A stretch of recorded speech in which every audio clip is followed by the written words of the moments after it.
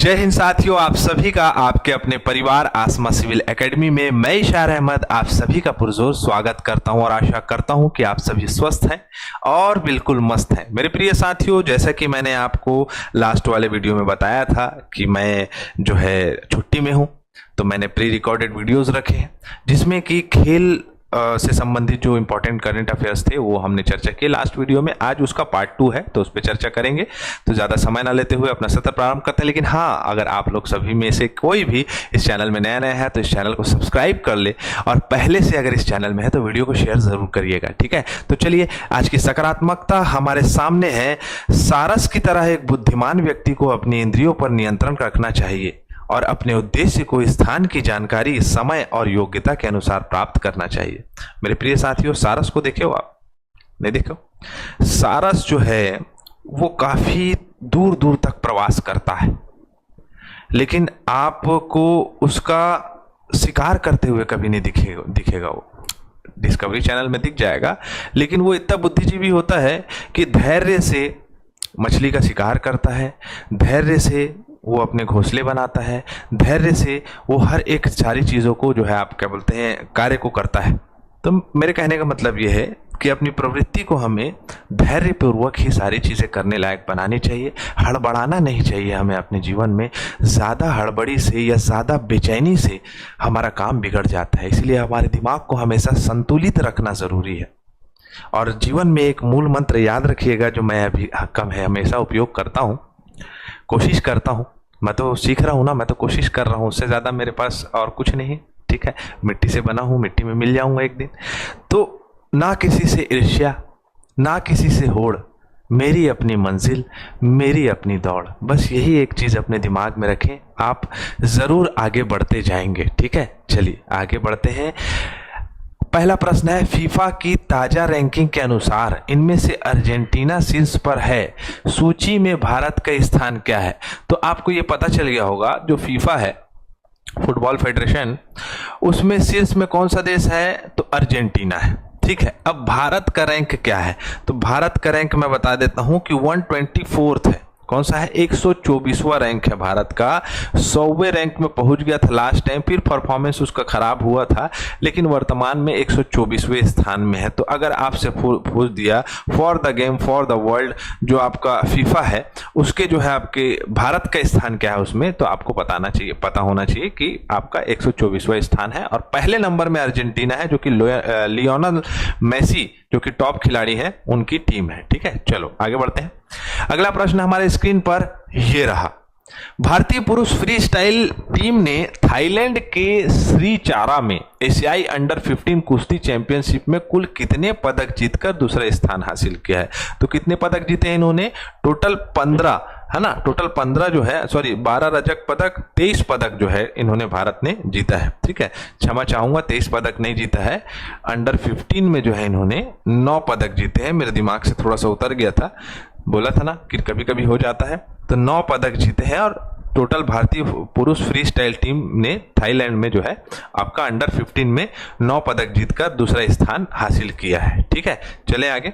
चलो अगला प्रश्न हमारे स्क्रीन में ये रहा कि 2024 में हंगेरियन ग्रैंड प्रिक्स का खिताब किसे मिला है? ठीक है, तो हंगेरियन ग्रैंड प्रिक्स ये जो है मोटरसाइकिल बोलता हूँ, आपका कार रेसिंग देखते होगे, वो कार रेसिंग से संबंधित ये खेल है ना। तो ऑस्कर प्रियास्त्री जी को जो है ये टाइटल मिला है। ये फर्स्ट आए थे ऑस्कर प्रियास्त्री पहले, लैंडो नॉरिस सेकंड और लुइस हैमिल्टन जो है वो थर्ड आए थे।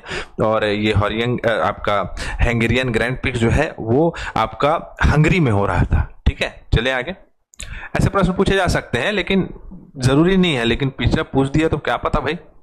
पुरुष एकल वर्ग के स्वीडिश ओपन 2024 का खिताब किसने जीता?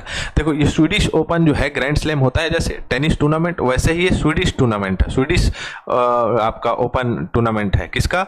तो आपका लॉन्ग टेनिस का, है ना। तो किसने जीता है? तो इसको जीता है जॉन एकर्स है क्या, नूनो बोर्गेस है क्या? तो इनका नाम है नूनो बोर्गेस। नूनो बोर्गेस ने जो है आपका इस स्वीडिश खिताब को जीता है। राफेल नाडाल को हराया था इन्होंने, है ना, लिखाया होगा। खिताब जीता, राफेल नाडाल को हराया। राफेल नाडाल जी ने जो है वो संन्यास ले लिया है, ठीक है, मैंने पिछले हफ्ते पढ़ाया था आपको कि उन्होंने संन्यास लेने की घोषणा कर दी है। चैलेंज इंटरनेशनल ट्रॉफी में रेस जीतने वाली दुनिया की पहली महिला रेसर बनकर प्रसिद्ध और प्रतिष्ठित ले मैंस कार्ट इंटरनेशनल सर्किट में से किसने इतिहास रच दिया। ये भी जो है आपका कार रेसिंग से संबंधित खेल है ना। तो इसमें जो है अतिका मीर, भारत की अतिका मीर ने जो है इतिहास रच दिया, पहली बच्ची बनी है ना, पहली बच्ची है, पहली महिला खिलाड़ी है जिन्होंने जो है इस खिताब को जीता है। अतिका मीर महज 9 साल की है ये, ठीक है। इन्होंने इस इंटरनेशनल सर्किट में जो है आपका इतिहास रच दिया है, भारत का नाम, भारत का झंडा जो है वो लहरा दिया है। 2 पूर्व भारतीय टेनिस दिग्गजों का नाम बताइए जो टेनिस ऑल ऑफ फेम, याद रखिएगा ये प्रश्न ऐसे देखने को मिलेगा, tennis of all of fame में किसे शामिल किया गया है। तो इनमें से है आपका क्या नाम है इनका, लिएंडर पेस और विजय अमृतराज, है ना, इन्हीं का नाम, हाँ ठीक सही है। तो लिएंडर पेस और विजय अमृतराज ये दोनों को ऑल ऑफ फेम में शामिल किया गया है। आप देख सकते हैं नेक्स्ट पेज में दिखाई दे देगा।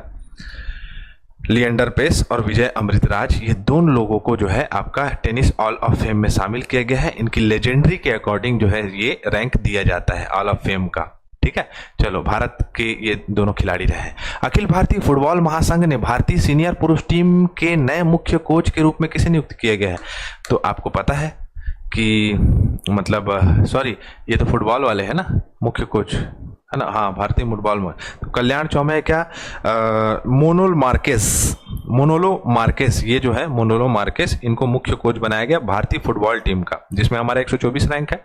अखिल भारतीय फुटबॉल महासंघ ने मोनोलो मार्केस जी को भारतीय सीनियर पुरुष टीम के जो है मुख्य कोच बनाया गया है, इन्हें बनाया है ना। मार्केस 2020 में भारत के कोचिंग कर रहे हैं और हैदराबाद और सभी स्थानों पर जहां जहां फुटबॉल होता है वहां बस प्रॉपर सबको को गाइड किया जा रहा है, ठीक। चलो, अगला प्रश्न हमारे सामने है, द वॉल के नाम से जाने वाले मशहूर खिलाड़ी ने संन्यास की घोषणा कर दी है, क्या नाम है इनका, PR श्रीजेश। याद रखना ये तो संन्यास लिए ही लिए हैं। इनका जो जर्सी नंबर 16 है ना, इसको भी जो है संन्यास दे दिया गया है, ये भी संन्यास ले लिया। अब कोई भी हॉकी खिलाड़ी को 16 नंबर का जर्सी नहीं मिलेगा। द वॉल क्यों कहा जाता था इन्हें, कि इतनी अच्छी कीपिंग करते थे, मतलब गोल कीपिंग करते थे कि इनको गोल मारना कठिन रहता था, ठीक है। 41 ईयर्स के हो गए थे मे बी, हाँ 41 साल के इंतजार हुआ इनका और जो है आपका इन्होंने संन्यास ले लिया, ठीक है। चले आगे। अगला प्रश्न हमारे स्क्रीन में, अंतर्राष्ट्रीय ओलंपिक समिति में 2030 शीतकालीन ओलंपिक और पैरालंपिक खेलों के लिए किस देश की मेजबानी घोषित की है। तो किसको दी है, फ्रांस, हाँ फ्रांस में होगा, ठीक है, याद रखिएगा फ्रांस में होगा क्या आपका शीतकालीन और आपका ओलंपिक, है ना। तो पता होना चाहिए कि जो आपका शीतकालीन ओलंपिक जो है वो होगा 2030 में, कहाँ, तो फ्रांस में होगा, ठीक है। ऐसा प्रश्न सीधा सीधा पूछा जाता है, क्लियर। आगे बढ़े। चलो, उस ब्रिटिश पेशेवर टेनिस खिलाड़ी का नाम बताइए जिन्होंने घोषणा की है कि वह पेरिस ओलंपिक के बाद संन्यास ले लेंगे। तो क्या नाम है इनका, ये भी अच्छे बड़े खिलाड़ी, टेनिस खिलाड़ी है, एंडी मरे है, ठीक है। तो मरे बोलना अच्छा नहीं लगता इसलिए मारे बोल दिया मैं, एंडी मरे। इन्होंने घोषणा की है कि ओलंपिक के बाद इन्होंने संन्यास ले लेंगे, पेरिस ओलंपिक कंप्लीट हो गया है और इन्होंने संन्यास ले लिया है। तो ऐसा प्रश्न देखने को मिलेगा, तो घबराइएगा मत। खास तौर से NTPC वाले, RRB वाले, उन लोग को भी बहुत ज्यादा देख समझ के इसको बना रहा हूं मैं, है ना। तो यहाँ हमारा सत्र कंप्लीट होता है, इसी के साथ मैं इजाजत चाहूंगा। जय हिंद, जय भारत।